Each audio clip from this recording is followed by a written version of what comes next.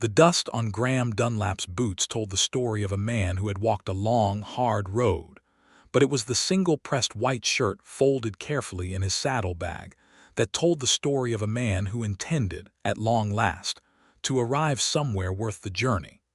The year was 1874, and the territory of Kansas was neither gentle nor forgiving.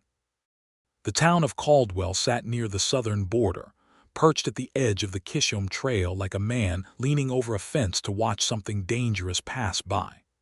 Cattlemen moved through in the spring and summer, their longhorns raising red clouds of dust that settled over everything and everyone for days afterward.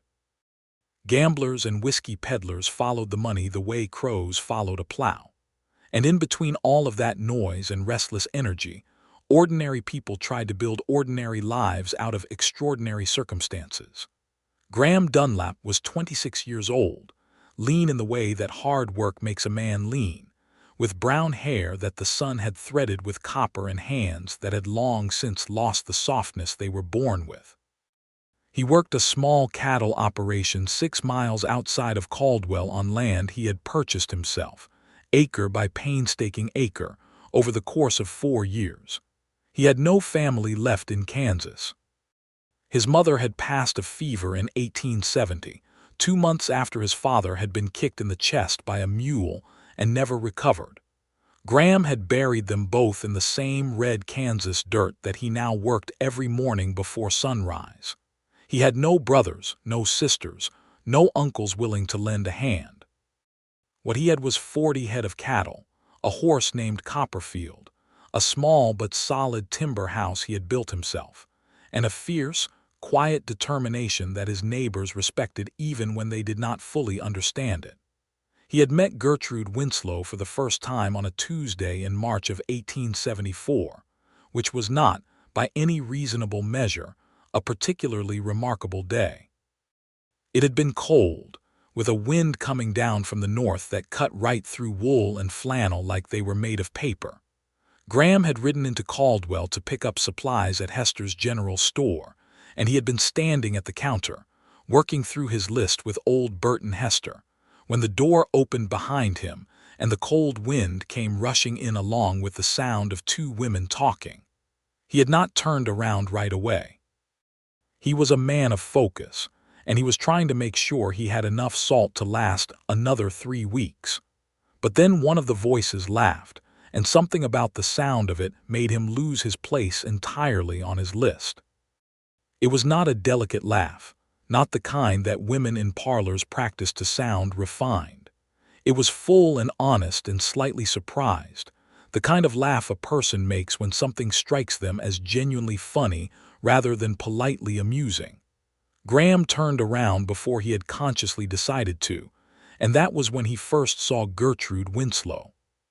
She was 22 years old, with dark auburn hair pinned up in the way that the wind was clearly doing its best to undo, and she had gray-green eyes that moved around a room with genuine curiosity, rather than the careful assessment of someone performing femininity for an audience.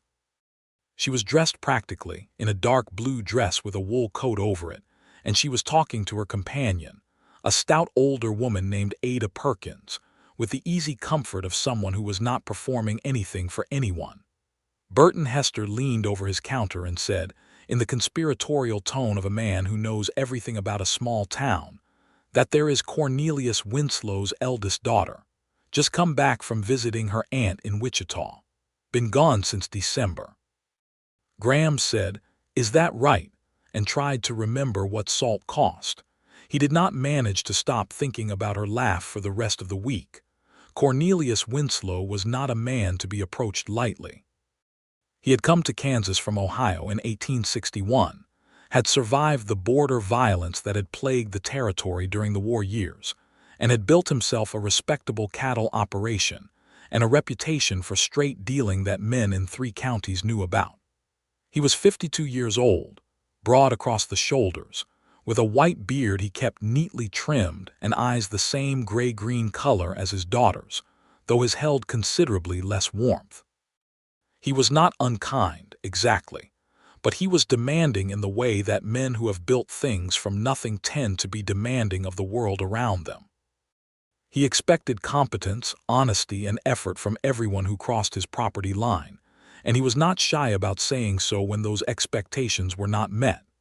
He had 2 daughters, Gertrude, the eldest, and Millie, who was 19 and had recently announced her intention to marry a young man named Thomas Carey, who ran the post office and was, by all accounts, a decent and steady fellow. Cornelius had given his blessing to that arrangement with reasonable speed, though he had made Thomas Carey sit through an interview that reportedly lasted 3 hours and covered everything from the young man's finances to his views on God to whether he drank whiskey on weekdays. Graham knew all of this because small towns in Kansas in 1874 did not traffic heavily in privacy.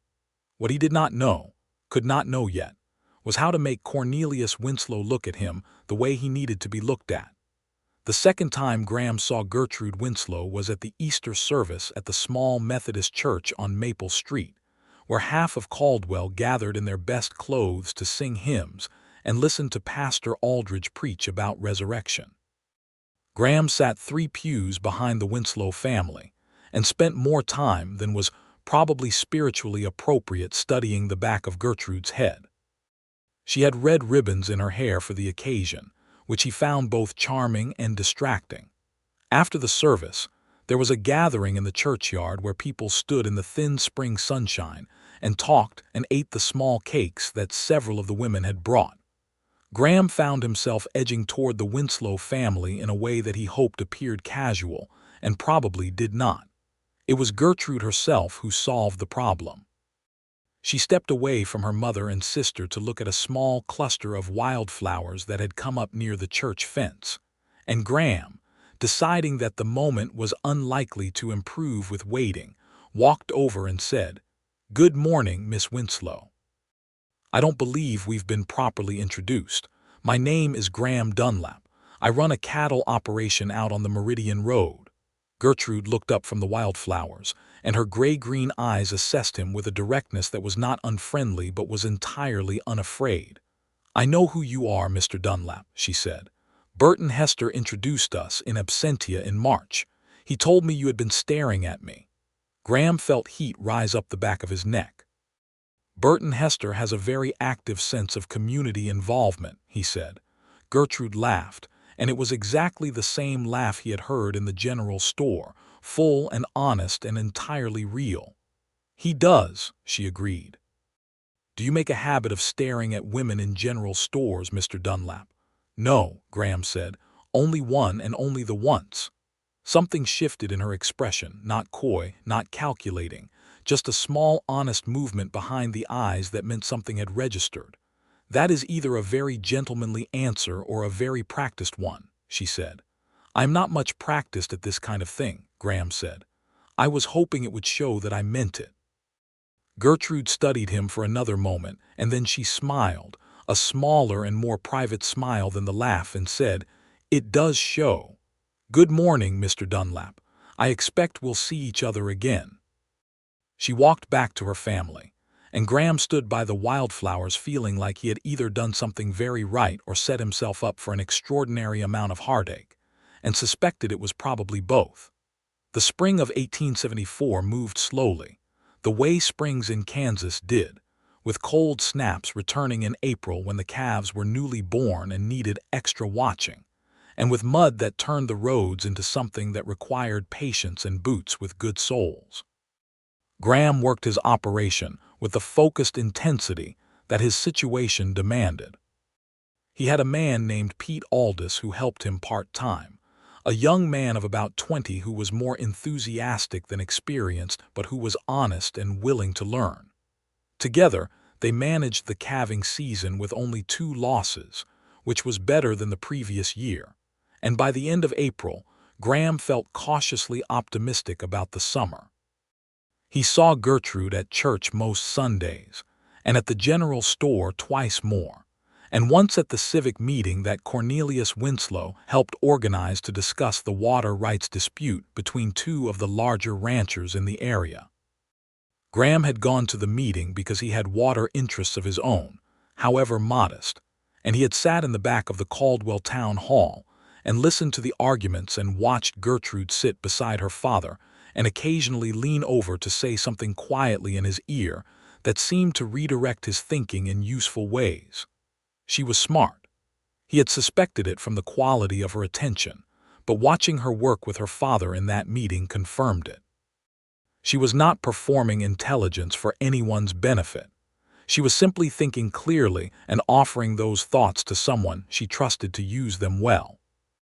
After the meeting, Graham managed to find himself near the Winslow family as they were leaving, and Cornelius Winslow looked at him with those gray-green eyes and said, "You're the Dunlap boy, the one running cattle on the Meridian Road." "Yes, sir," Graham said. "How many head?" 43 after the calving season.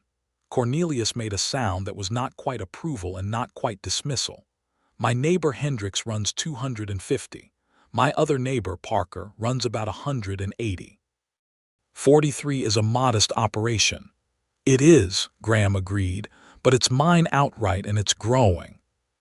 Cornelius looked at him for another long moment, the look of a man measuring something against an internal standard. Then he nodded once and moved on. Gertrude, passing behind her father, caught Graham's eye and gave him a small nod of what he believed, with great and careful hope, might be encouragement. It was at the 4th of July celebration in Caldwell that things between Graham and Gertrude began to move at a pace that felt less like coincidence and more like intention. The town put on a reasonable celebration. There were tables set up on the main street with food that various families had contributed. There was a man from Wichita who played fiddle with genuine skill, and in the evening there were fireworks that had been ordered by the town council and set off from the empty lot behind the livery stable. Graham arrived alone, as he usually did, and found himself quickly adopted into a loose group of ranchers and their families, who were all standing together eating from plates piled with food, and talking about the summer weather and the cattle prices and the general unreliability of everything. He was in the middle of a conversation about the quality of the grass on the south side of the county when he felt someone step up beside him, and he turned to find Gertrude Winslow standing there with a plate of her own and an expression of polite interest in the conversation. "The south pasture grass is better when there's been regular spring rain," she said, as if she had simply been continuing a conversation that had already included her. "My father says you need at least a certain amount of moisture in February to set the root systems properly." The other men in the group looked at her with the mixed expressions that men in 1874 gave to women who spoke knowledgeably about cattle grazing, which ranged from surprised respect to mild discomfort. Graham simply said, "Your father is right about that. We had enough rain this February to make a difference." And that was how they ended up, gradually and without any formal maneuvering, standing slightly apart from the group, talking about grass and cattle and the water rights situation, and then sliding naturally into other things about Wichita, which she had visited that winter, and about Ohio, where her family had come from, and about what Kansas was in the process of becoming. The fiddle started up as the evening settled in and people began to dance in the street, which had been swept clean for the occasion. Someone had put lanterns up along the storefronts, and in their warm yellow light Caldwell looked almost peaceful. "Do you dance, Mr. Dunlap?" Gertrude asked. "Not well," he said honestly. "I know the basic steps. I have not had a great deal of opportunity to practice." "Neither have I," she said. "I expect that means we are evenly matched." It was not an invitation, exactly. She did not extend her hand or tilt her head in the direction of the other dancers. She simply stated it and left it to him to decide what to do with it. Graham Dunlap was not a man who had been given many good chances in his life, and he had learned the hard way that when one appeared, you had to step forward and take it without spending too much time thinking about whether you deserved it. "Would you dance with me, Miss Winslow?" he asked. "Yes," she said. "I believe I would." They danced 2 rounds, and he was about as graceful as he had warned her he would be, and she was considerably better than she had given herself credit for. And at the end of the second song, when he had stepped on her foot once and apologized twice, and she had laughed both times, they stood at the edge of the dancing, and he felt something in his chest that he had not felt before, warm and solid and slightly frightening. Like finding out that something you have been carefully protecting in your hands is heavier and more real than you had understood. Cornelius Winslow was watching from 20 feet away, Graham noticed, with an expression that gave nothing away. Through July and August, Graham found reasons to be in Caldwell more regularly than his schedule strictly demanded. He was honest with himself about why. He did not pretend that he needed salt this frequently, or that the general store was the only place in the county to purchase it.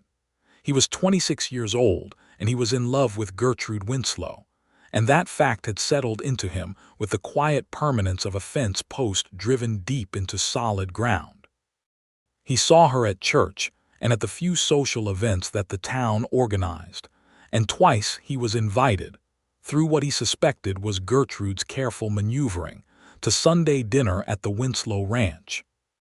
The first dinner was stiff and formal, with Cornelius asking him careful questions about his finances and his plans and his family background, and Graham answering them with the honest directness that was his only real gift in social situations.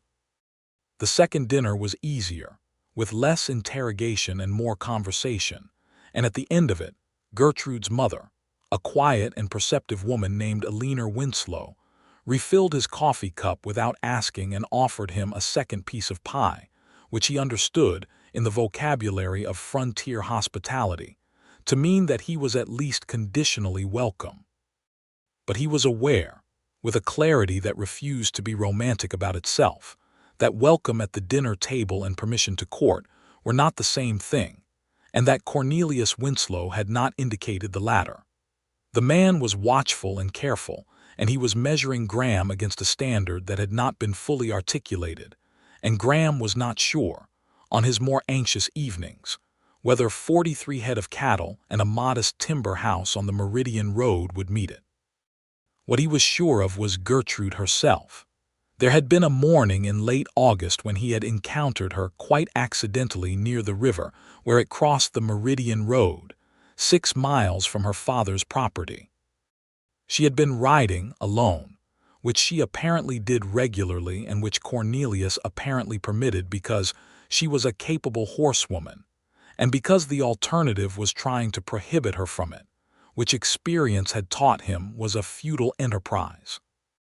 She had reined in her horse when she saw him, and he had done the same, and they had talked there in the shade of the cottonwoods beside the river for nearly 2 hours, which was not the kind of thing that either of them had planned, and was exactly the kind of thing that neither of them wanted to end. She told him about her aunt in Wichita, who ran a boarding house and was one of the most competent and independent women Gertrude had ever known.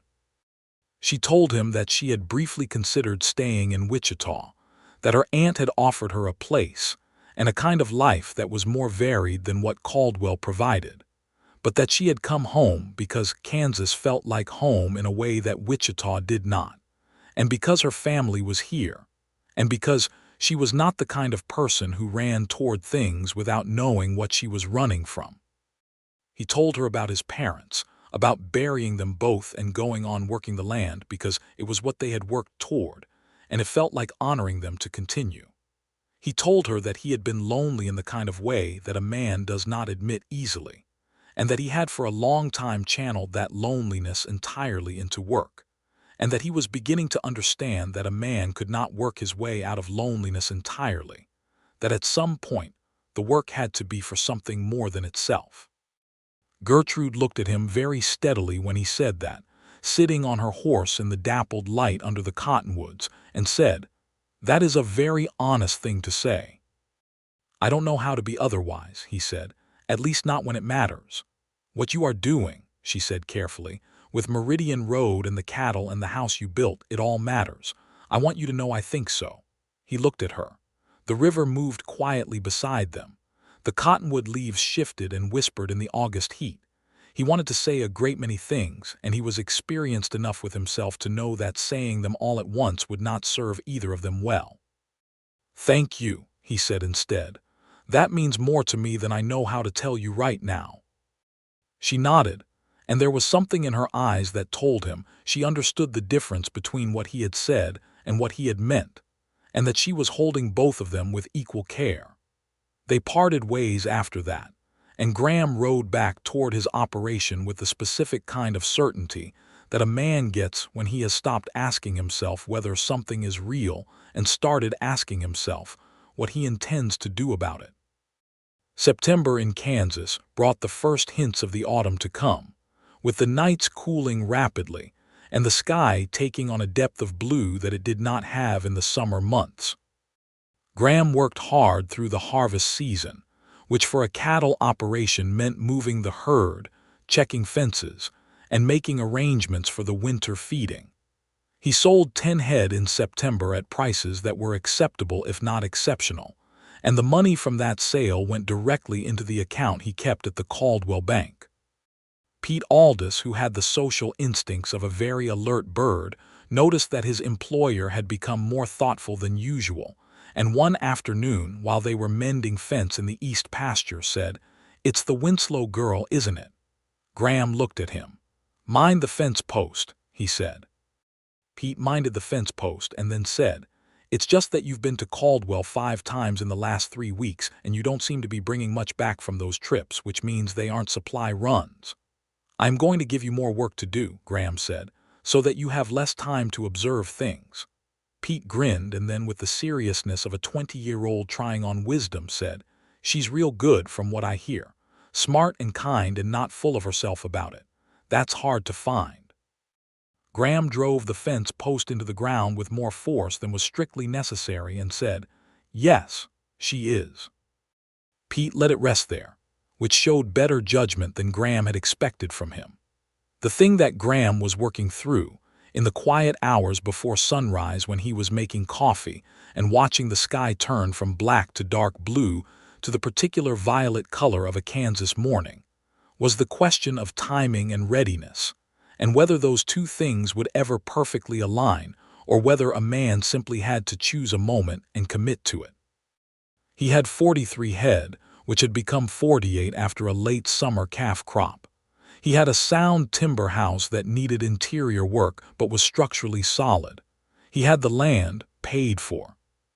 He had money in the bank, not a great deal, but a real and growing amount. He had a reputation in the community for honesty and hard work that he had built carefully over 4 years. What he did not have was any certainty that Cornelius Winslow would look at all of those things and find them sufficient.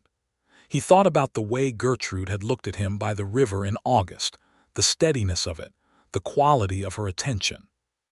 He thought about the way she had said, "It all matters," and the weight she had given those words. He thought about the fact that she had been in Wichita, where her aunt had offered her another kind of life, and she had come home to Kansas. He thought about Sunday dinners and refilled coffee cups and 2 dances on the 4th of July, and he thought about the shirt. He had one good shirt.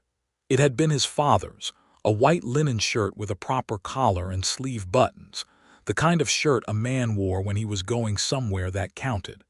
His father had worn it to his own wedding, and to church on high holy days, and twice to legal meetings in Wichita. After his father died, Graham had washed it carefully and wrapped it in brown paper, and put it in the cedar chest that was one of the few pieces of furniture he had managed to bring with him when he established his operation on the Meridian Road. He had not worn it himself yet. He had been waiting, without being entirely conscious of it, for the right occasion. There was a moment in mid-October when he made his decision with the finality of a man who has stopped deliberating and started moving. He was standing on his front porch in the early morning, looking out at the land that was his, watching his cattle move slowly across the golden autumn grass, and he understood, with a completeness that left no room for argument, that he wanted to build this life with Gertrude Winslow beside him, and that the only way to find out if that was possible was to ask. He spent 2 weeks after that in a state of focused preparation that his neighbors would have recognized as his usual working manner if they could have seen the subject matter.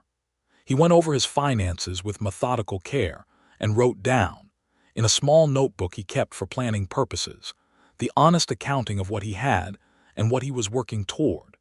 He made 2 improvements to the house's interior, fixing a window latch that had been sticking and adding a second set of shelves in the main room. He wrote a letter to a bank in Wichita requesting information about a parcel of land adjacent to his own that he had been watching for over a year. And he took the white linen shirt out of the cedar chest and examined it with the care of a man examining something irreplaceable. It was in good condition. The linen had held up well.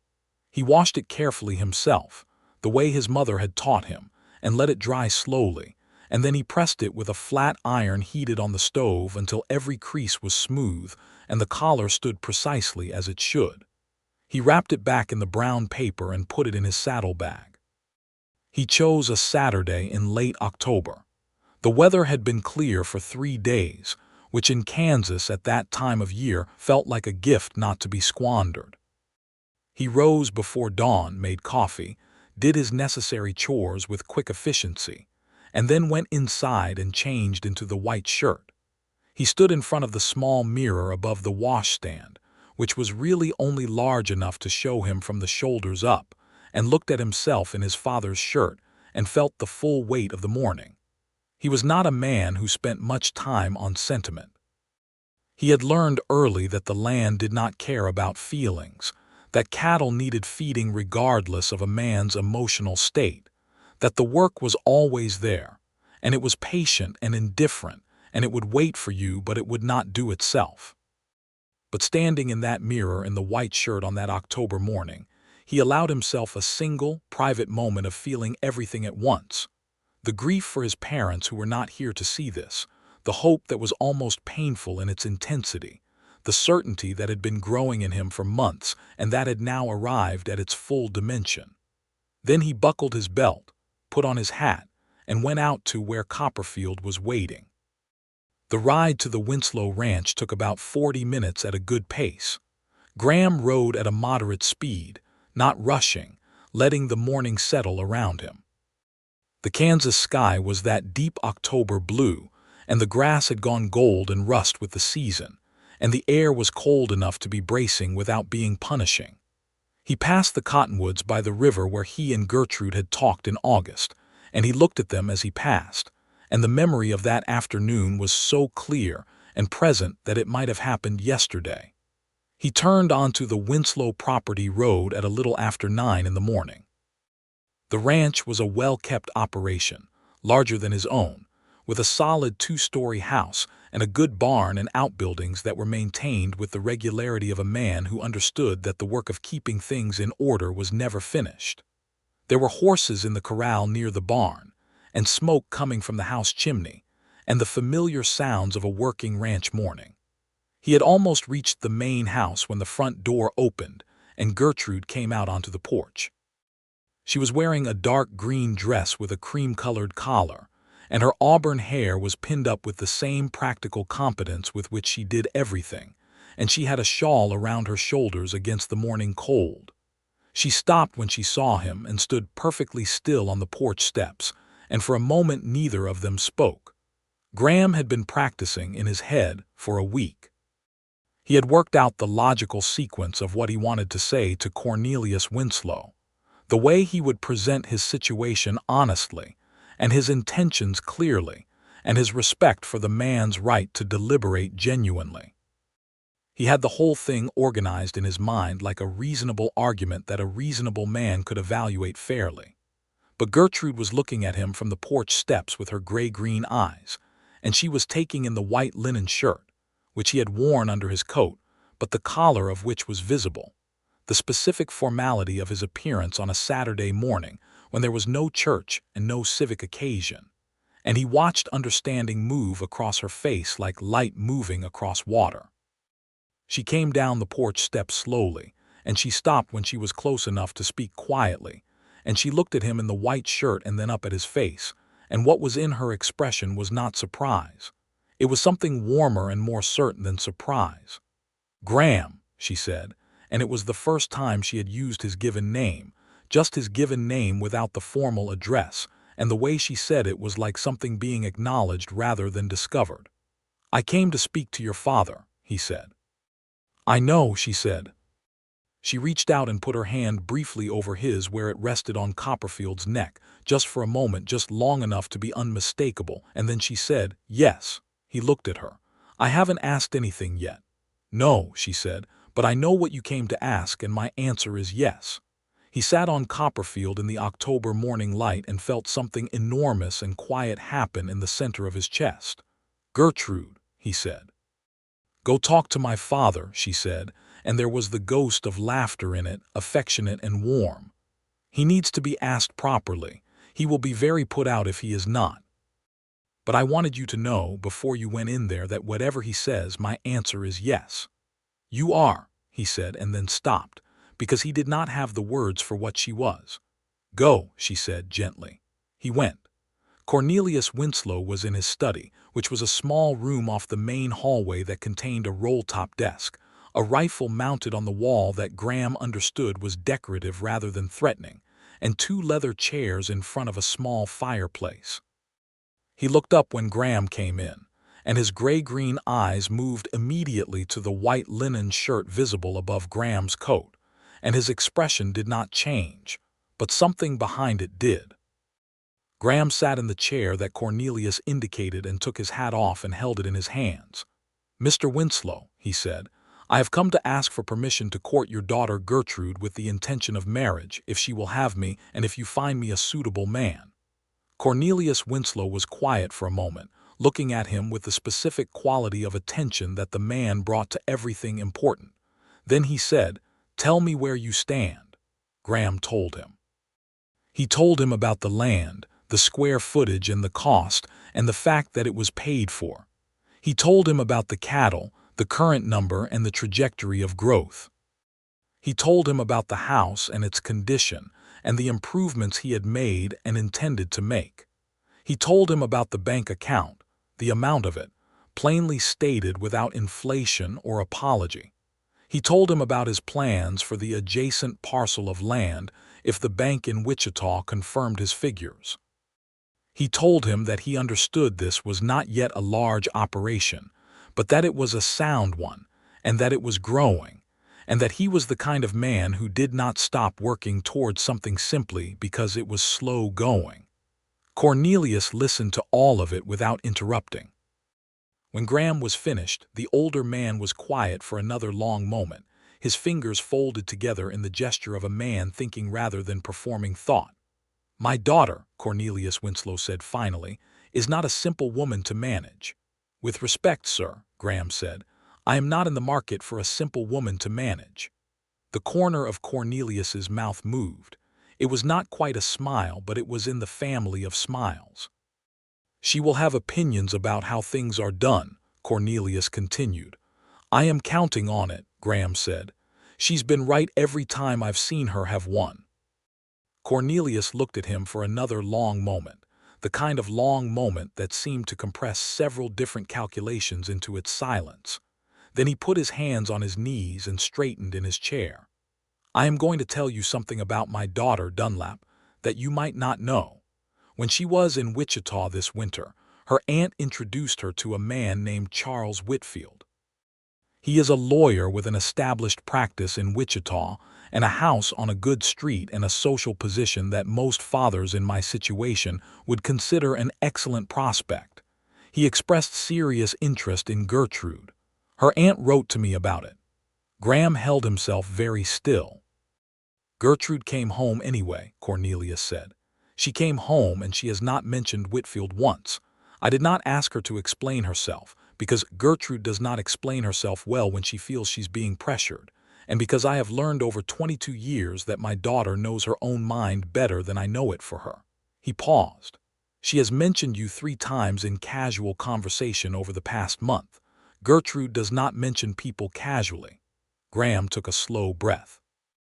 "I am not going to pretend," Cornelius said, "that your operation is what I might have envisioned for her in certain moods. but I have learned the difference between a man who has a great deal and a man who is building towards something real.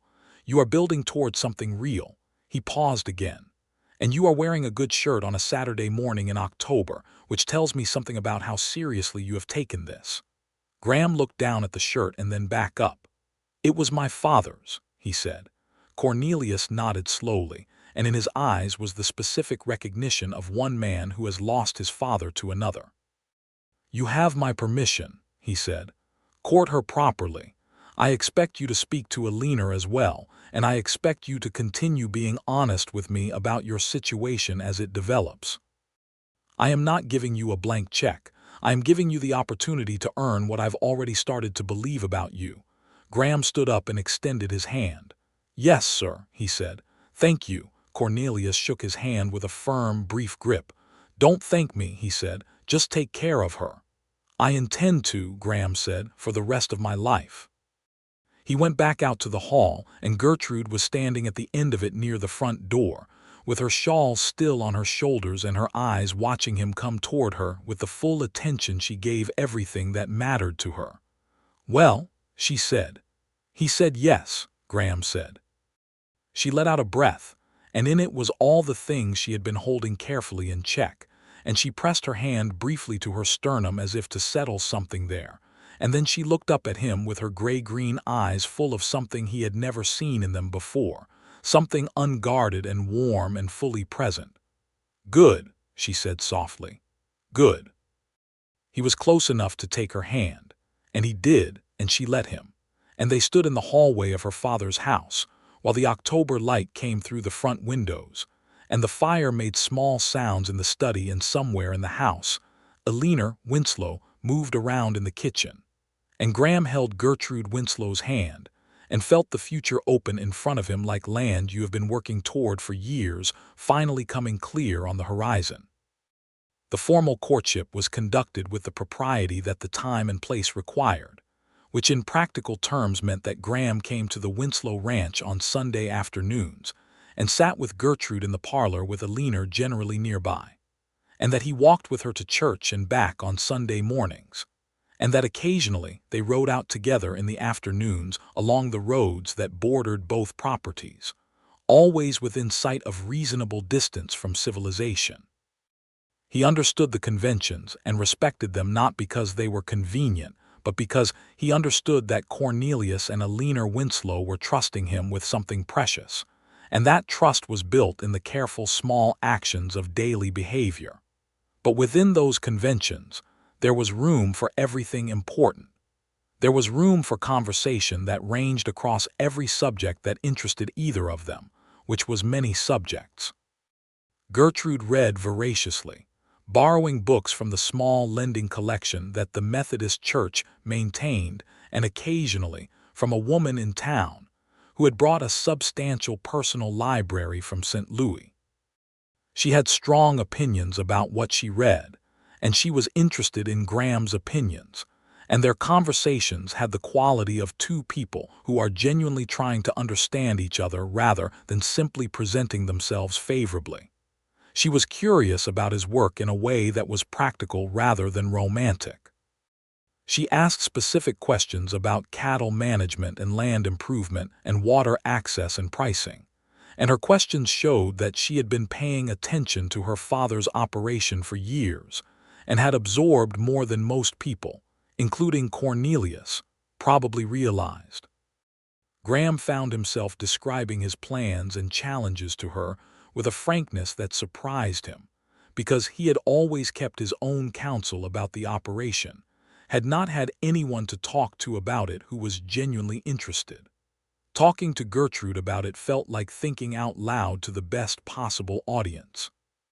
She told him, in those Sunday afternoons and riding conversations, about the things she had been doing with her time that went beyond the domestic sphere that was generally assigned to young women in 1874.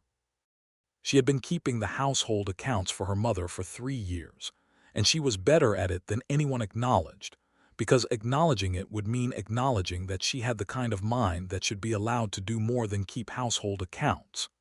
She had opinions about the state of education in the county, about the fact that the schoolhouse in Caldwell had been understaffed for 2 years, about the water rights situation that she had been thinking about since that town meeting in the spring.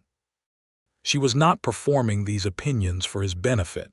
She had been having them all along.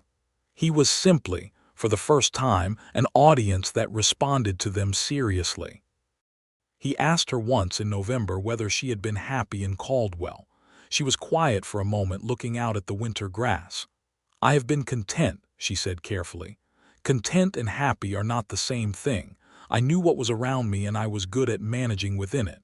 But there was always a sense of this is not quite the full size of things. Does that make sense to you?" "Yes," he said. "It does."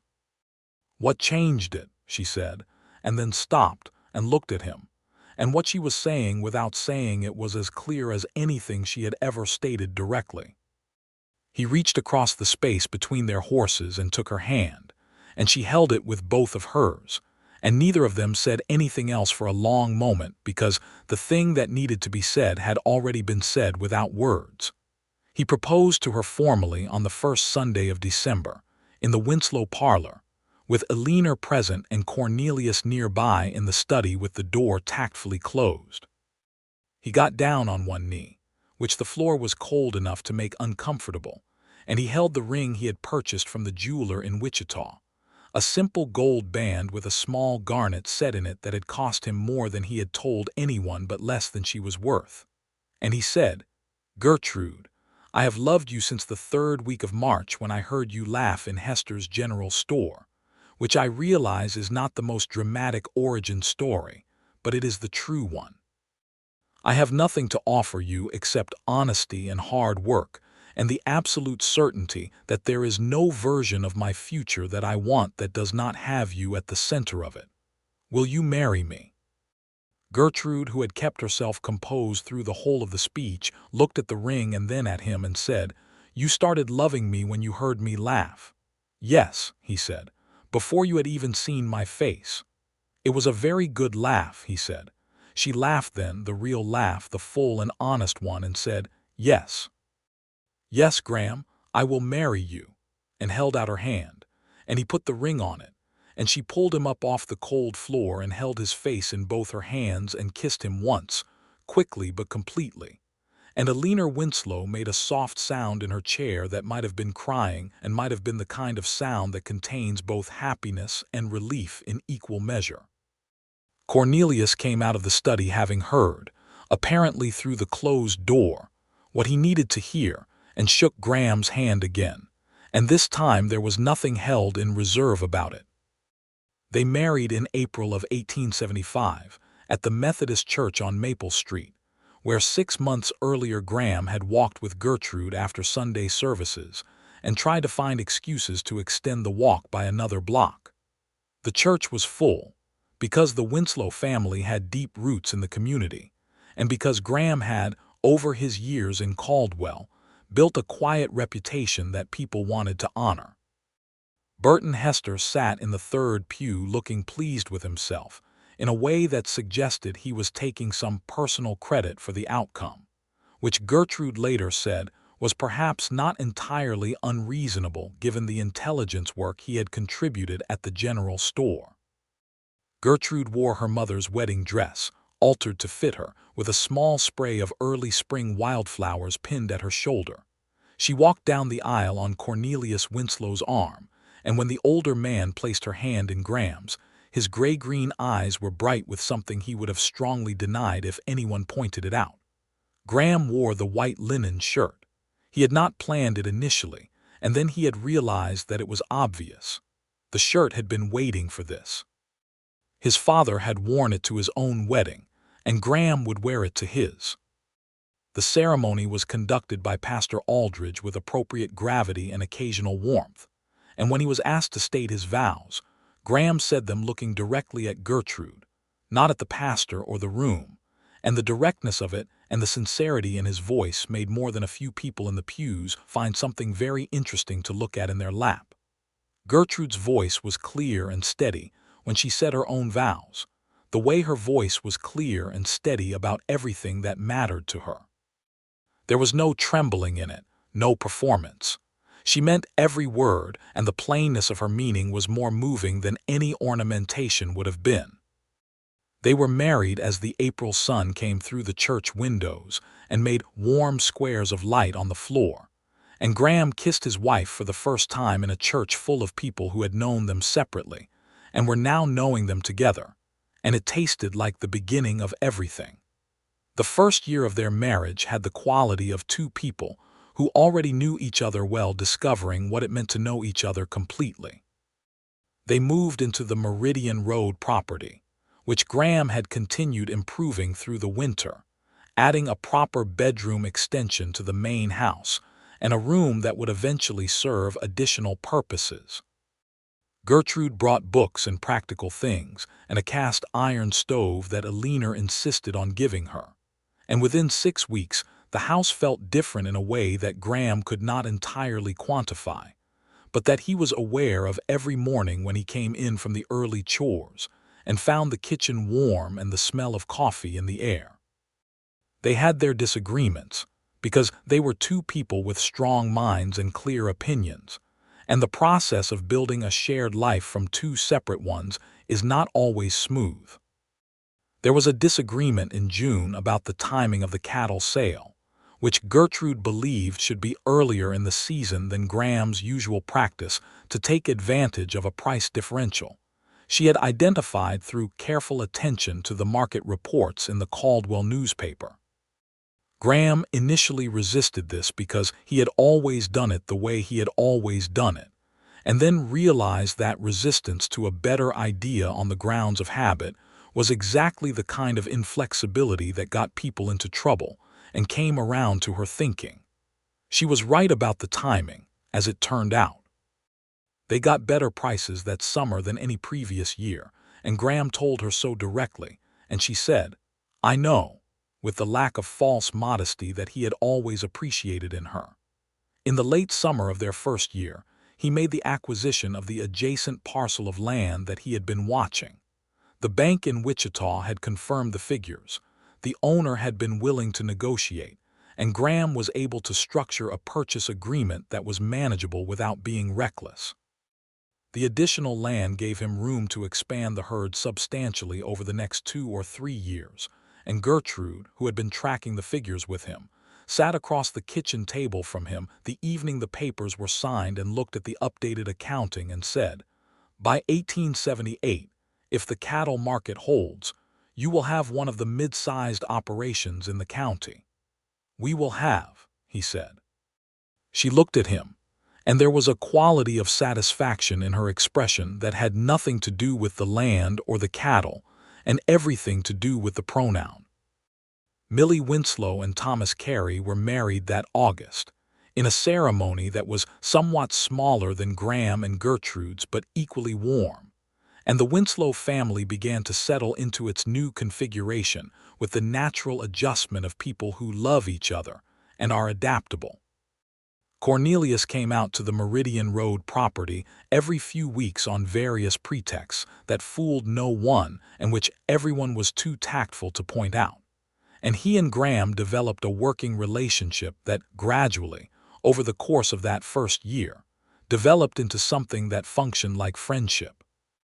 If friendship in 1874 between a father-in-law and his son-in-law was conducted primarily through discussions about cattle management and water rights, and the unreliability of the territorial legislature, Alina came more openly, without pretexts, and spent afternoons with Gertrude that were full of the specific kind of conversation that mothers and daughters have when they are also people who genuinely enjoy each other's company.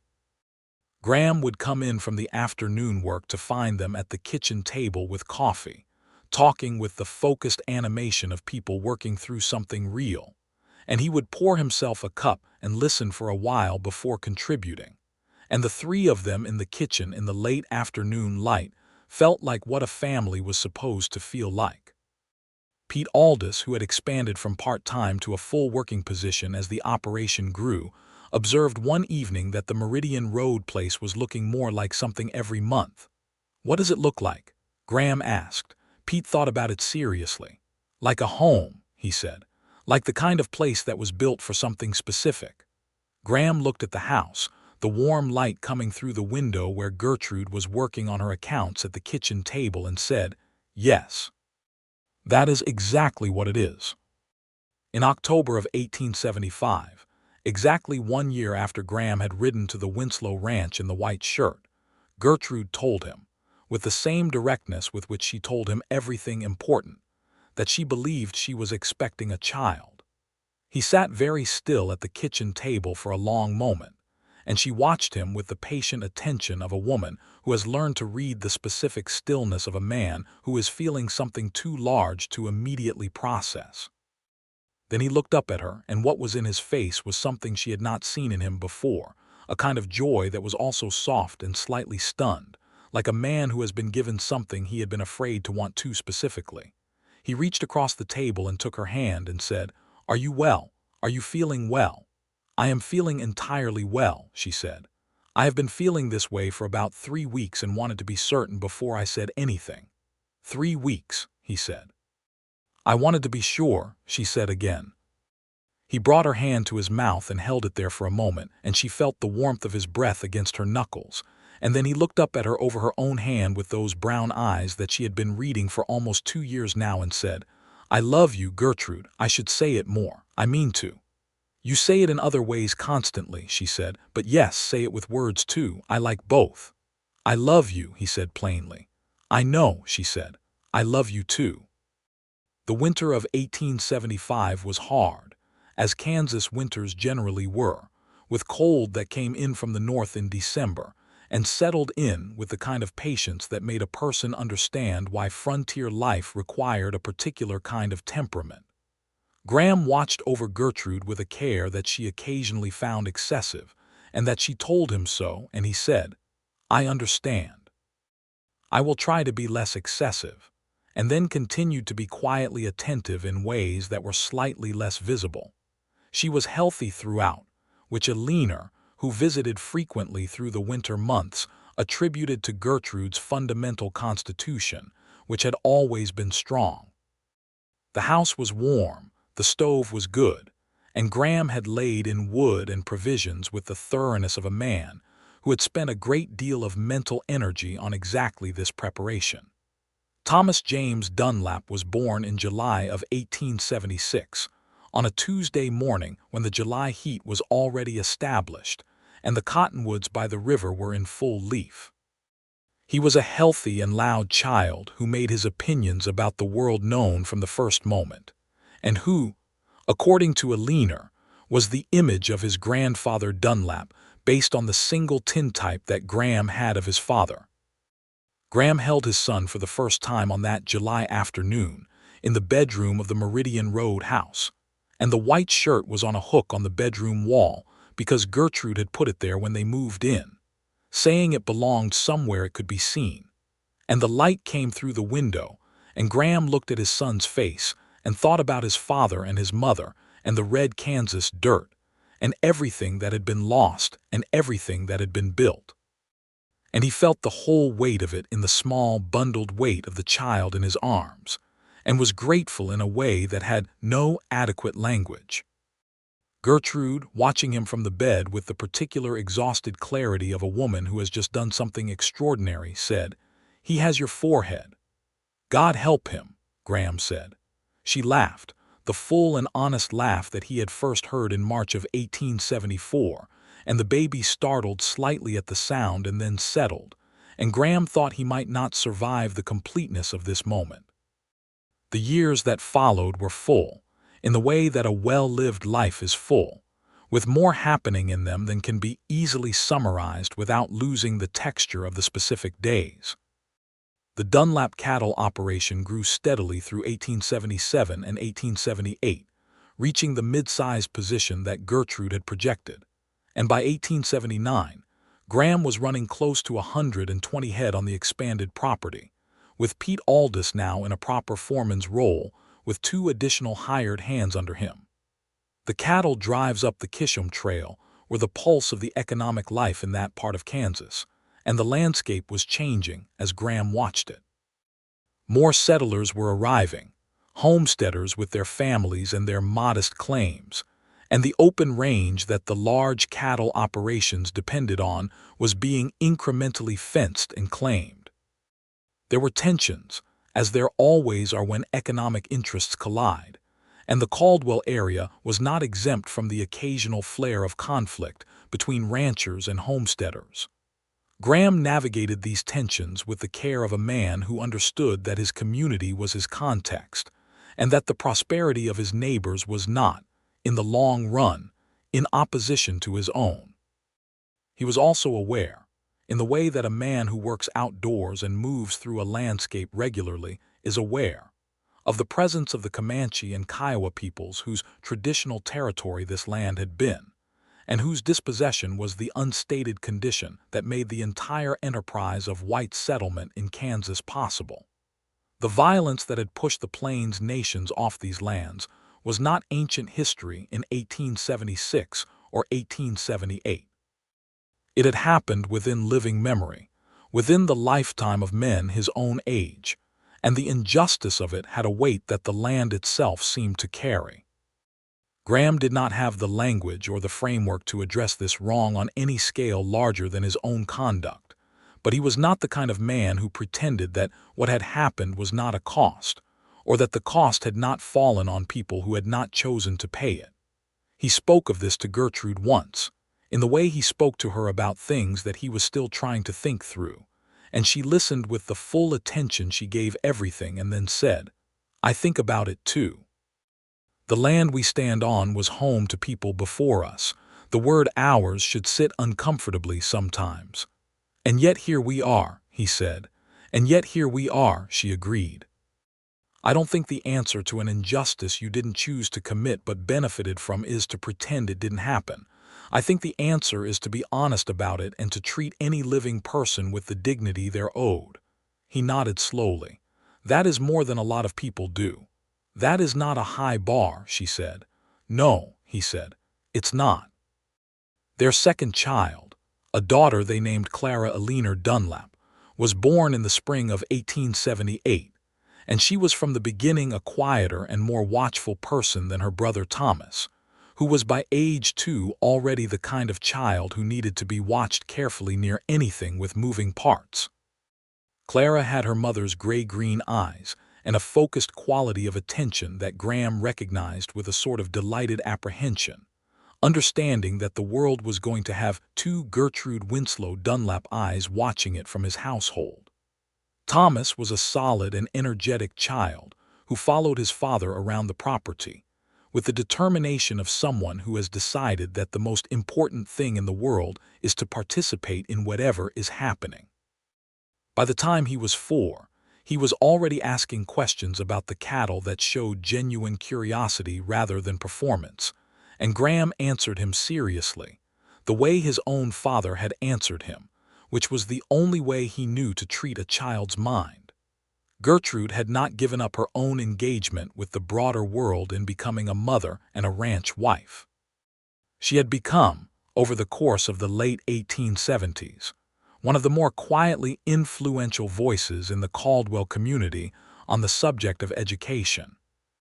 The schoolhouse that had been understaffed for years had a new teacher by 1877, partly because of a sustained campaign that Gertrude had conducted through the Women's Auxiliary of the Methodist Church, and through direct correspondence with the County Board of Education.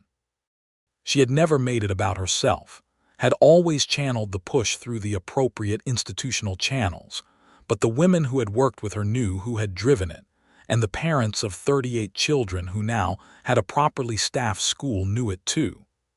Graham was proud of this in a way that he was sometimes not sure she fully received, and so he made a point of telling her directly. "You changed something real for 38 children," he said one evening. "I wrote some letters and attended some meetings," she said. "You wrote strategic letters to the right people and attended the meetings where decisions were made," he said. "That is not nothing. That is, in fact, exactly how things get changed." She looked at him. "You see me very clearly," she said. "I have been paying close attention for 5 years," he said. "It would be strange if I didn't." Cornelius Winslow's health began to decline in 1879, not dramatically or suddenly, but in the way of a man in his late 50s who has worked very hard for a very long time and whose body is beginning to present an accounting. He was not ill in any acute way, but he was slower, and the ranch demanded a management that he was less able to provide alone. Thomas Carey, Millie's husband, stepped into a greater role, and Graham made himself available for the specific things that Cornelius needed but would not easily ask for, which was one of the ways that the relationship between them had evolved over the years into something that both men would have been reluctant to call friendship, but that functioned exactly as friendship. Gertrude went to her parents' ranch more frequently through 1879 and into 1880, and Graham did not resent the time this took, because the situation was real, and because Gertrude was the kind of daughter whose presence was not merely comfort but practical help. Alina relied on her in the daily management of the household, and Gertrude provided that without being asked. In the efficient and unsentimental way, she did most things that needed doing. Graham went with her often, and in those afternoons on the Winslow porch with Cornelius, while the children played in the yard and Alina brought out coffee, the two men had the slow, unhurried conversations of people who have moved past needing to establish themselves to each other and can simply think out loud. Cornelius talked about the early days in Kansas, the border violence, the things he had seen, and the things he had chosen to build instead of carry. Graham talked about his parents, his father's shirt, the small timber house that had become a real home.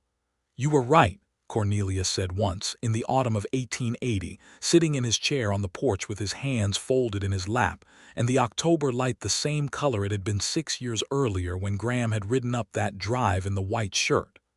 "About what, sir?" Graham said. "That it was growing," Cornelius said. "What you were building.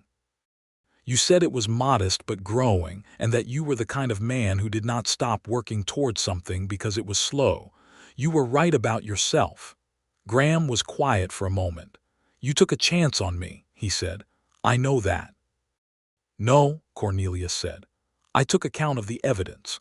A man who wears his father's good shirt to ask for what he wants is a man who understands that some things matter enough to dress for them. I decided that was the kind of man I could trust my daughter's happiness to." Graham looked at the old man, who was smaller than he had been 6 years ago but no less himself, and said, "She has made me very happy, Mr. Winslow. I hope you know that. Whatever I have managed to do for her, she has given me more." Cornelius nodded slowly. "Good," he said. "That is as it should be." Cornelius Winslow died in the February of 1881, not dramatically, simply going to sleep one evening and not waking from it, which was, in the private opinion of everyone who loved him, a merciful end for a man who would have found any prolonged diminishment intolerable. The funeral was attended by most of Caldwell, because Cornelius Winslow had been part of the community for 20 years, and by cattlemen from several counties, who came to pay their respects to a man who had dealt straight with them. Gertrude held herself together through the funeral with the same composure she brought to everything public, and it was not until that evening, when the house was quiet, and the children were in bed and Graham was sitting beside her on the porch in the cold February dark, that she let herself feel it completely. She did not make a performance of grief. She simply sat beside him, and he felt her shoulders shake twice and then go still, and he put his arm around her and she leaned into him, and they sat together in the dark for a long time without saying anything. He said eventually, "He was a good man." "He was," she said. "He was very hard sometimes, and he was always exactly himself, and he loved us in the way he knew how, which was by taking us seriously." "He took you seriously," Graham said. "From the beginning, that made him an exceptional man." She was quiet for a moment. "He liked you," she said. "That took a little while, but he genuinely liked you." "I know," Graham said. "I liked him too, more than I expected to, that first Saturday." She made a small sound that was almost the beginning of a laugh. "You were so nervous," she said. "I was terrified," he said. I rode up that drive and you were standing on the porch steps and you looked at me in the shirt and you already knew, and I thought, this woman is going to be magnificent trouble. And was I, she said. The best kind, he said. She turned her face into his shoulder and he held her, and the Kansas winter was cold and quiet around them, and the stars were very bright. And in the house behind them, their son and daughter were sleeping safely.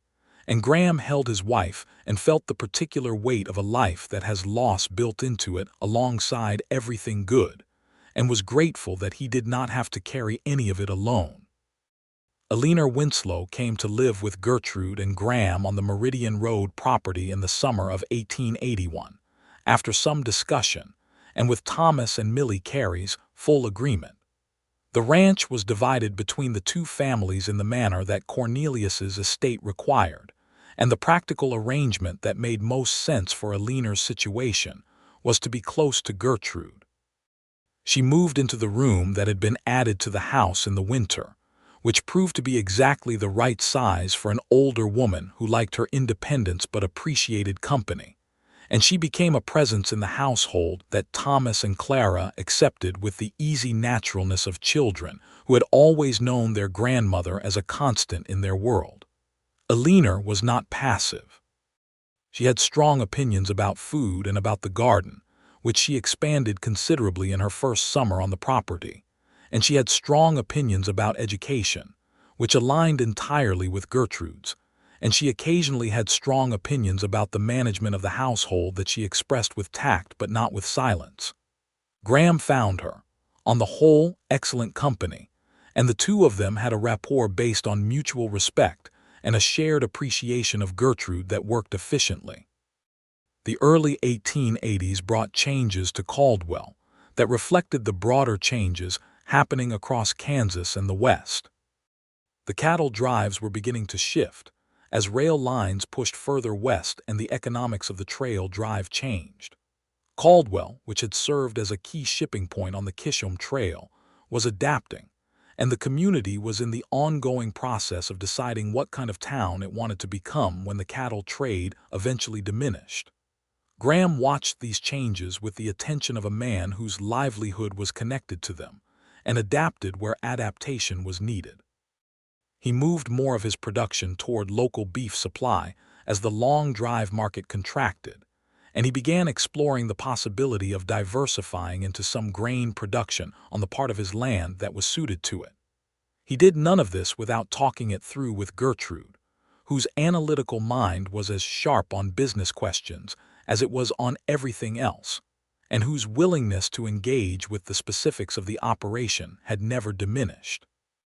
They talked in the evenings, after the children were in bed and Eleanor had retired, and the house was quiet, at the kitchen table that had become the center of their shared life. They talked about the ranch and about the children and about the town and about the books they were reading and about the things they were thinking about. It was in these evenings that Graham was most aware of the particular quality of what he had, the specific, irreplaceable nature of a person who wanted to think alongside him. Thomas Dunlap, at 7 years old, was a force of nature in the way that some children are, full of energy and opinions, and a physical engagement with the world that kept everyone around him alert. He could already ride. He helped with the lighter aspects of ranch work with a seriousness that made Pete Aldous grin, and he had the quality that his grandfather Cornelius had apparently possessed of being entirely himself at all times and making no particular apologies for it. Clara, at 5, was different but equally herself. She was quieter and more observant, and she had begun to read with a facility that delighted Gertrude and Graham both, working through the books in the household with methodical enthusiasm, and then reporting on them with opinions that were surprisingly specific for a 5-year-old. She asked questions about everything, careful questions that showed she had been thinking before she asked, and she had a patience for detail that was either inherited from her mother or developed from spending time watching her mother work. Gertrude taught both children at home in addition to what the school provided, not because the school was inadequate, but because she could not resist the opportunity. She had a natural gift for teaching that Graham had observed in the way she explained things, the clarity she brought to complex subjects, the patience she showed when something needed to be said 3 different ways before it landed. He told her once that she would have been an exceptional teacher. "I am a teacher," she said simply. "I am teaching Thomas and Clara." "In a school," he said, "with a class, you would have been extraordinary." She looked at him with an expression that held several things at once, including the practical acknowledgement that the career path he was describing had not been genuinely open to her in the way it might have been, and also something that was not quite contentment but was close to it. "I teach where I am," she said. "That is enough." "It shouldn't have to be," he said. "No," she said quietly. "But the world being imperfect doesn't mean what I have is insufficient. I have you and Thomas and Clara and work that matters. I'm not settling for something lesser. I am choosing the best of what is actually available." He reached across the table and put his hand over hers. "And the world is getting better," he said. "Slowly." "Slowly," she agreed. "But moving." The summer of 1883 brought a development that Graham had been working toward for 2 years without having said much to anyone about it. A piece of property adjacent to his northern boundary, a section of land that had the best water access in the area and the most productive grass, came onto the market when its owner decided to relocate to Colorado. Graham had been watching this parcel with the specific focused interest of a man who knows exactly what he would do with something if he could get hold of it. He went to the bank in Wichita. He had the capital for a portion of the purchase and needed a mortgage for the remainder, and his track record with the bank was strong enough that the conversation was straightforward. He came home with the agreement signed and sat down across from Gertrude at the kitchen table and showed her the papers. She read them carefully, which took several minutes. Then she looked up at him and said, "The water access on the north section." "Yes," he said. "This changes the summer grazing rotation entirely," she said. "Yes," he said. "And the mortgage payment is manageable given the current herd numbers. Comfortable, actually, at current prices." She was quiet for a moment, reading through the figures again.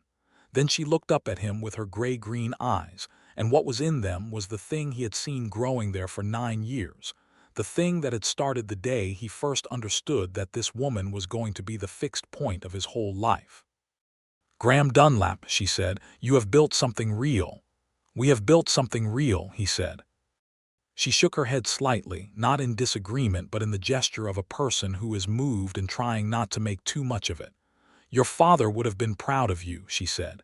He felt the words land in him the way such words do when they are said at exactly the right moment. He sat with them for a moment and then said, "I think they would have loved you, both of them." "I hope so," she said.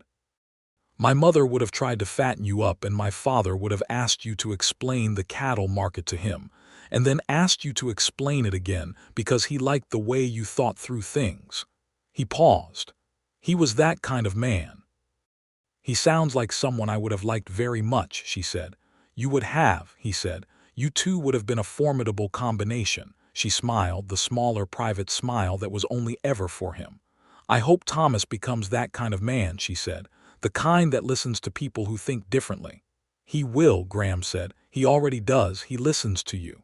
"He listens to you," she said. "He listens to both of us," Graham said. "Which is the best outcome?" Pete Aldous got married in 1883 to a young woman named Helen Marsh who had come to Caldwell with her family the previous year, and who was, by all observation, both capable and patient, which were the 2 qualities that life with Pete Aldous probably required. Graham gave Pete a week off for the wedding and a gift of cash that Pete tried to decline, and Graham refused to take back.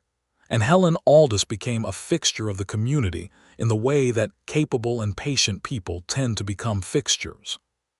The Meridian Road property, which had once been a modest timber house in 40 acres, was by 1883 a substantial working ranch of several hundred acres with a proper foreman, hired hands, a solid and comfortable house that Gertrude had organized with the same practical intelligence she brought to everything, a large kitchen garden that Alina tended with fierce devotion, and the particular quality of light that a place has when it has been loved and worked well for a long time.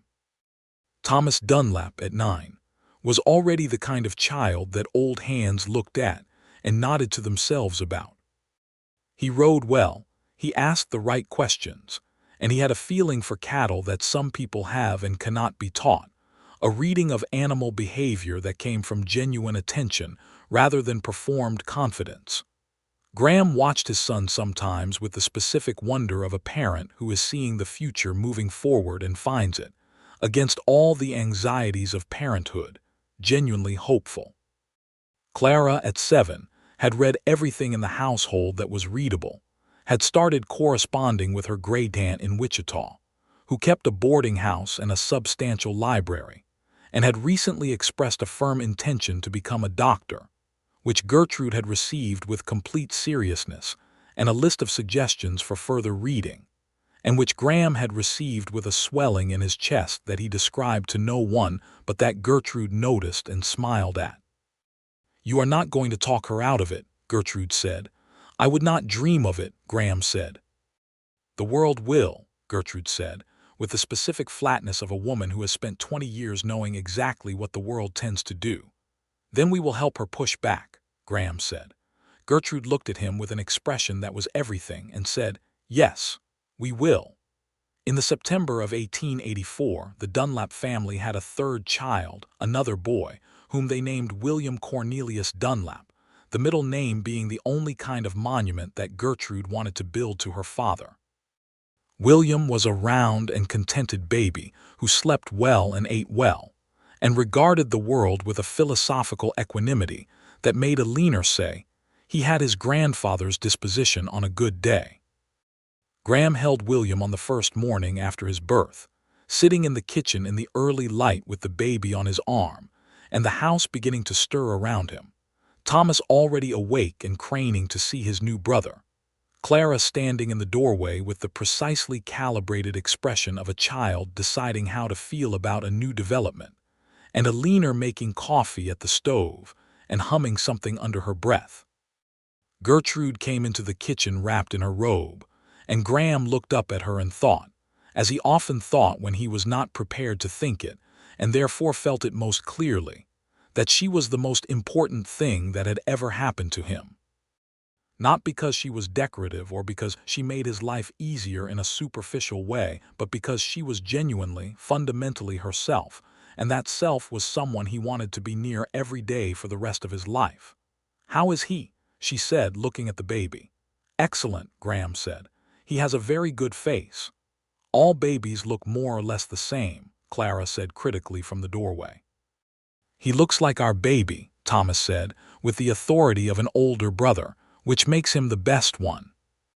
Gertrude took the coffee Alina handed her and sat at the table next to Graham, and looked at their third child in his father's arms, and put her hand on Graham's back, and said nothing because there was nothing that needed to be said.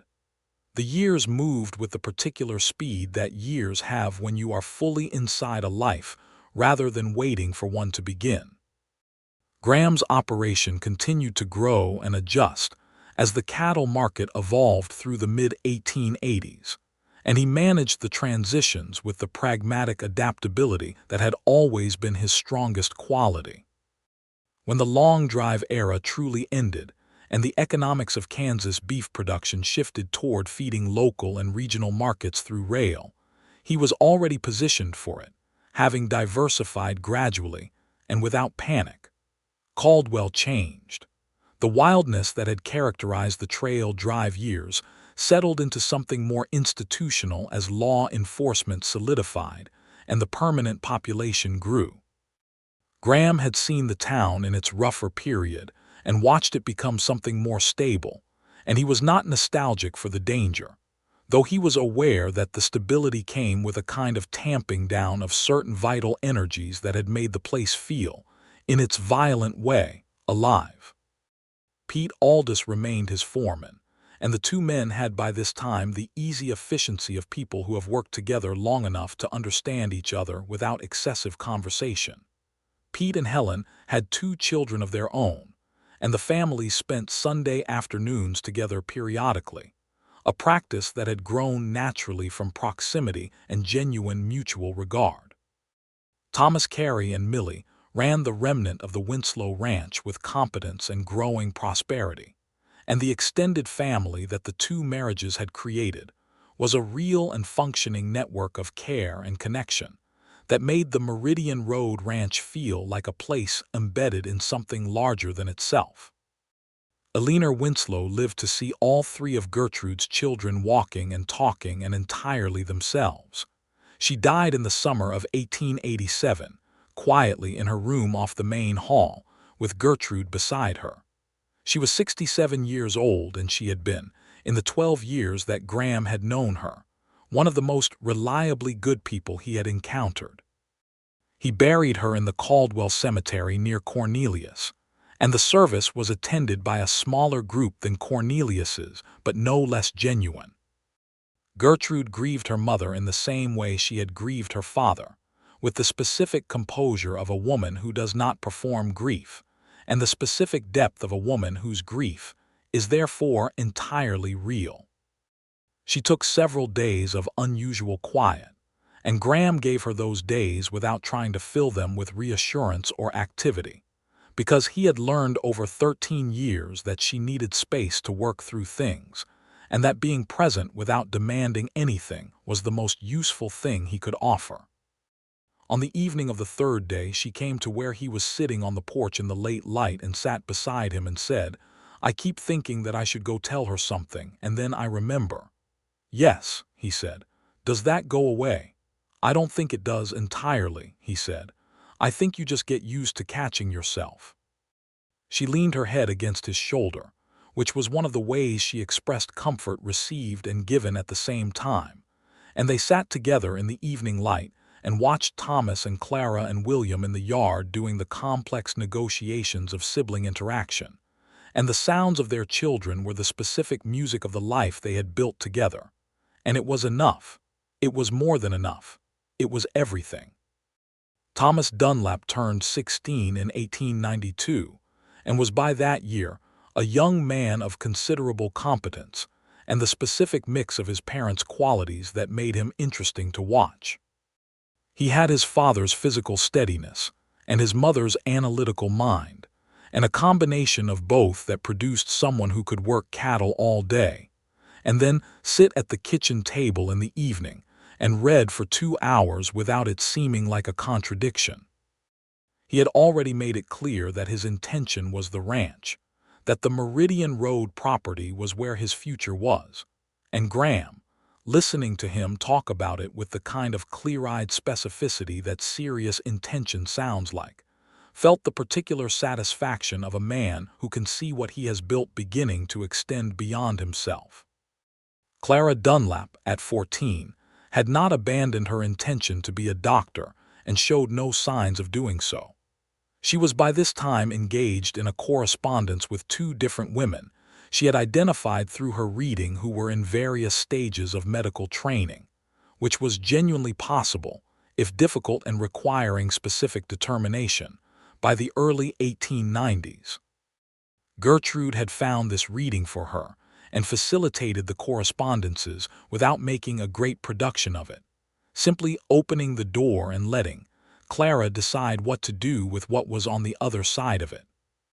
Graham sat with Clara one evening when she was 14 and showed him a letter she had received from a woman in Philadelphia who had completed medical training and was practicing, and he read the letter carefully and then looked at his daughter's face, which was alight with the specific energy of someone who has found out that a thing they believed was possible is actually possible, and he said, "If you work for this, your mother and I will support you every step." Clara, who was not, in general, a demonstrative child, looked at him with her gray-green eyes full of something he recognized, because he had seen it in her mother's eyes at moments of genuine feeling, and said, "I know, Papa. I have always known." William Cornelius Dunlap, at 8, was interested primarily in horses and in the question of why things worked the way they worked, a quality that expressed itself in the constant disassembly of any mechanical object that was left within his reach. He had taken apart the kitchen clock twice in 1892, reassembled it correctly the second time, and explained to Pete Aldous with complete confidence exactly why the mechanism functioned as it did. Gertrude called him her engineer. Graham called him a problem waiting to be aimed at something useful. By the mid-1890s, the Dunlap operation had become exactly what Graham had told Cornelius Winslow it would become, something real and growing. He had expanded and consolidated and adapted through 2 decades of changing conditions, and the Meridian Road Ranch in 1895 was a prosperous and well-run enterprise that had employed several men steadily for years and contributed in various practical ways to the community around it. He was 47 years old. Gertrude was 43. Thomas was 19 and working the ranch as a full partner. Clara had left for her medical training, which she was pursuing with the methodical determination that everyone who knew her had always known she would bring to it. William was 11 and had found a tutor in Caldwell who was teaching him mechanics and basic engineering principles, a decision that Graham and Gertrude had made together, and that William had received with a seriousness suggesting he understood exactly what it meant.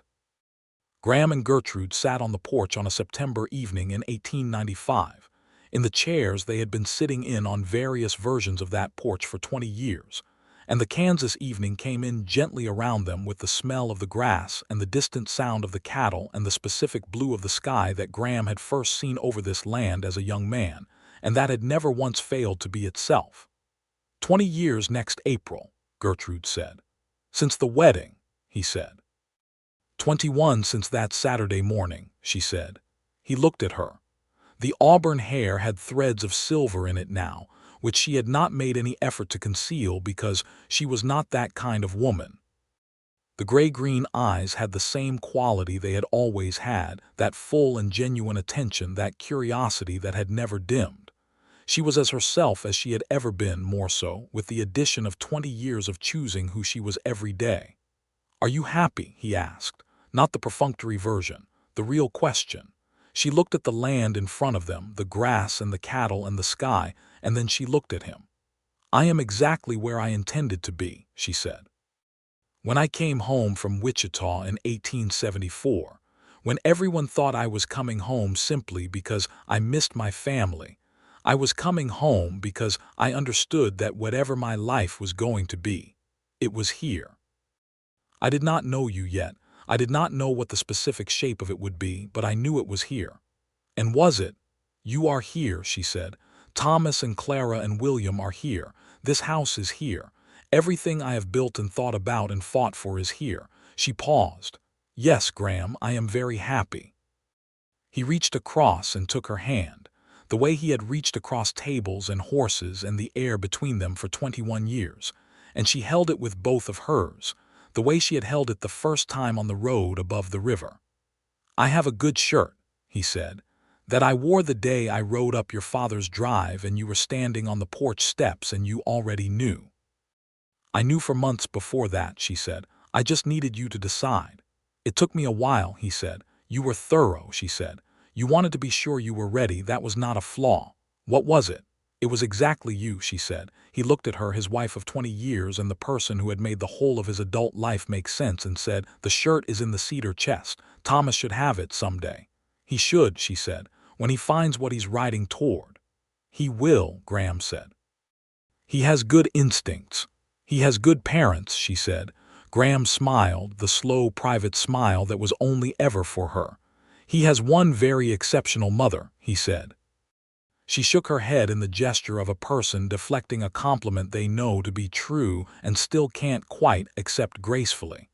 "He has 2 people who love him completely," she said. "That is the most important part."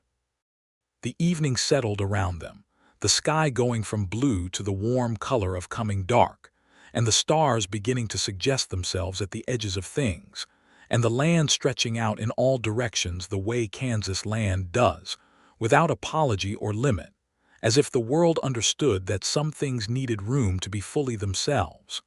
Thomas Dunlap did find what he was riding toward. He found her in 1898, when he was 22, at the church social where he had gone primarily, because his mother had told him he should get out of the habit of spending every Sunday evening in the barn talking to horses. Her name was Ruth Ann Calloway, the daughter of a wheat farmer east of Caldwell, and she was 20 years old and had brown eyes and a laugh that Graham, when he first heard it, recognized immediately because it had a quality similar to the one he had heard in Hester's general store 24 years earlier, full and honest and entirely real. Thomas came home from that church social in a state that his father, watching him walk through the door, identified immediately. Graham did not say anything about it that evening. He waited until Sunday morning when they were doing the pre-church chores together, and then said, with the care of a man approaching something important, "The Calloway girl." Thomas looked at him. "How did you know?" "Son," Graham said, "your mother has made me very perceptive about certain things." Thomas was quiet for a moment and then said, "Is it obvious?" "Only to someone paying attention," Graham said, "which in this family is everyone." Thomas absorbed this. "Is she, do you think she's, I've only spoken to her once." "Your mother and I spoke once before I spent 4 months trying to find reasons to be in the same county as her," Graham said. "Once is enough to know you want more." Thomas looked at him with the expression of a young man receiving information that is useful and slightly embarrassing to need. "How long did it take you," he said, "before you knew?" "The first time I heard her laugh," Graham said. "March 1874. I had not even seen her face." Thomas was quiet for another long moment. Then he said, "I heard Ruth Ann Calloway tell someone a funny story about a goat that got into the church pantry, and she could barely finish it because she kept laughing herself, and I thought, that is the best sound I have ever heard." Graham put his hand on his son's shoulder. "Yes," he said, "that is exactly how it starts." Ruth Ann Calloway came to Sunday dinner at the Meridian Road Ranch the following month, and she was, in the assessment of the household, entirely right. She was sensible and warm, and she had the specific quality of laughing at herself that people who are not performing their personality tend to have. Gertrude liked her immediately, which was the most meaningful verdict. Eleanor's portrait, now framed on the parlor wall, seemed to observe proceedings with approval. Thomas went to see Ruth Ann's father, a solid and decent man named Everett Calloway, in the autumn of 1899. He asked Graham that morning whether he should do anything special, and Graham went to the cedar chest and took out the white linen shirt. Thomas held it carefully, understanding what it was and what it had been, and then looked up at his father. "Your father's shirt," he said. "And mine," Graham said. "It has been worn once for the thing it was made for. I think it can carry one more." "What if I need it after today for something else?" Thomas said. "If everything goes as it should," Graham said, "you will have your own shirt for the next occasion. The shirt is what you wear when you go to ask for something you want more than anything in the world, and you need the world to understand you are serious about it. Today is the right day." Thomas put on the shirt and Graham pressed it for him and stood back and looked at his son, 23 years old, broad across the shoulders the way his grandfather Dunlap had apparently been, with his mother's eyes in his father's face, wearing the shirt that had been in the family for 30 years. "How do I look?" Thomas asked. "Like a man who knows what he wants," Graham said. Thomas went to see Everett Calloway that morning, and Ruth Ann Calloway was standing on the porch of her family's farmhouse when Thomas rode up, and she came down the steps with the specific quality of someone who has been waiting for something without being sure what form it would take. And she looked at Thomas in the white shirt and she understood, because some things communicate themselves completely without requiring words. She said yes before he had dismounted. Thomas came home that evening with a look on his face that his father recognized completely, and he held out the shirt to Graham with careful hands, and Graham took it and held it for a moment, feeling the weight of it, the weight of everything it had been present for. Gertrude was standing in the kitchen doorway, and she looked at the shirt in Graham's hands and then at Thomas's face and said, "Well." She said yes, Thomas said. Gertrude closed her eyes for just a moment, the way a person does when they are letting something settle completely, and then she opened them and said, "Good. Come inside. Tell me everything." Graham put the shirt back in the cedar chest that evening, and he sat on the edge of the bed for a moment with his hand resting on the cedar lid, and Gertrude came in and sat beside him and put her arm through his. "What are you thinking?" she said. "That it has been a very good shirt," he said. She laughed, the laugh that had started everything 25 years ago in a general store on a cold Tuesday in March, full and honest and entirely real. And he turned to look at her, and she was laughing, and the lamplight was warm on her silver-threaded hair, and he thought, with the absolute certainty of a man who has been paying close attention for a very long time, that there had never been a single day he had regretted riding up that drive in his father's shirt. Clara Dunlap graduated from her medical training in 1901 and returned to Kansas, not to Caldwell, but to a town 30 miles north where there was no doctor, and where her specific combination of determination and competence was required. She wrote long letters home, the same carefully detailed letters she had been sending since she left, and Gertrude answered them with equal detail, and the correspondence between them was one of the living things that connected the family across the distance. William Dunlap, by his 20s, had become exactly what everyone who had watched him disassemble the kitchen clock at age 8 had suspected he would become. A man with an engineering mind who found his work in the growing world of mechanical systems that the turn of the century was producing. He stayed connected to the family ranch, but made his life in a slightly wider circuit, the way the youngest child of a large and rooted family sometimes does, carrying the home ground in him, but ranging further from it. Thomas and Ruth Ann married in the spring of 1900 in the Methodist Church on Maple Street, where Graham and Gertrude had married 25 years earlier. Thomas wore his own good shirt, because the white linen shirt had done its work and now lived in the cedar chest like the quiet artifact of several important moments that it was. Ruth Ann wore her mother's dress, altered to fit her, and carried the same kind of early spring wildflowers that Gertrude had carried. Graham sat in the pew beside Gertrude and watched his son marry, and he held his wife's hand through the whole of it, and she pressed his fingers twice during the vows, which was what she did when something moved her beyond what she intended to express out loud.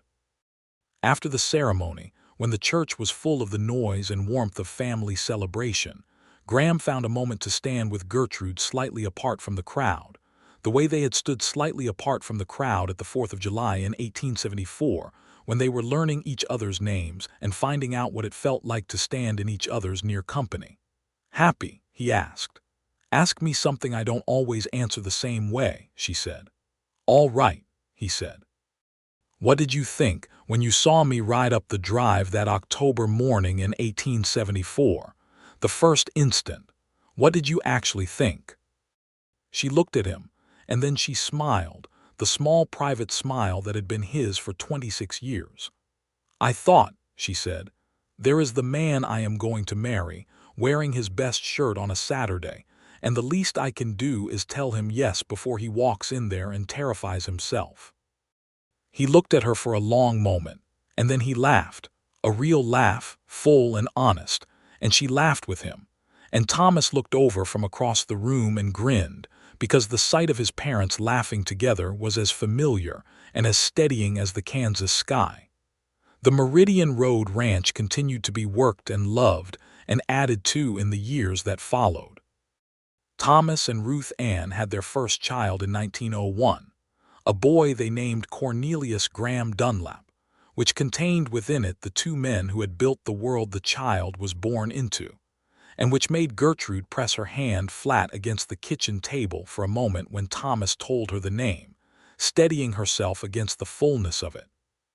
Graham held his grandson on the same porch where he had held Thomas, and looked out at the same land in the same Kansas light, and felt the continuous line of it, his father to him, to Thomas, to this child, and the land under all of it, the land that had been worked and loved and argued over and sometimes failed and always returned to.